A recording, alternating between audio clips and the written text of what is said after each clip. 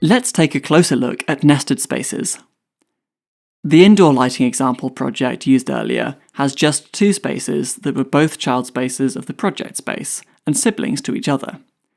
Express offers some useful flexibility with nested spaces. To illustrate this, let's open an example project with several more spaces and a variety of relationships. The project space is always at the highest level. The first level down shows that space as children, and these two spaces are siblings. This child space also contains a nested space, a grandchild if you like. Spaces can be nested in up to 10 levels, and Express supports a total of 40 spaces per project. By default, the most recently recalled scene takes precedence in any space, and crucially, scene playback in a parent space cascades down to child spaces.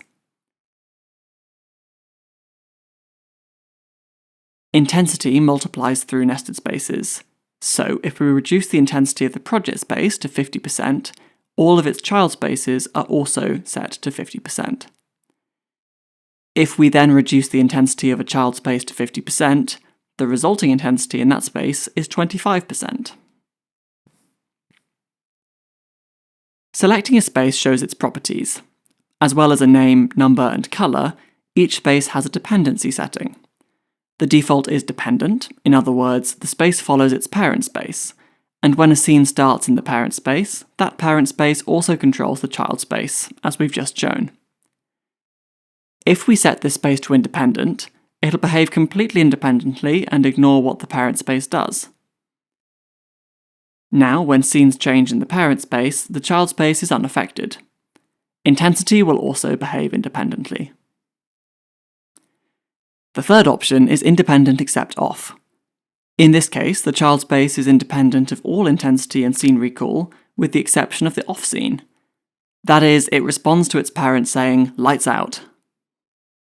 For both independent behaviours, seeing as scene recall in the parent space no longer controls fixtures in the child space, spaces set to act independently aren't available in a parent space's timeline scenes.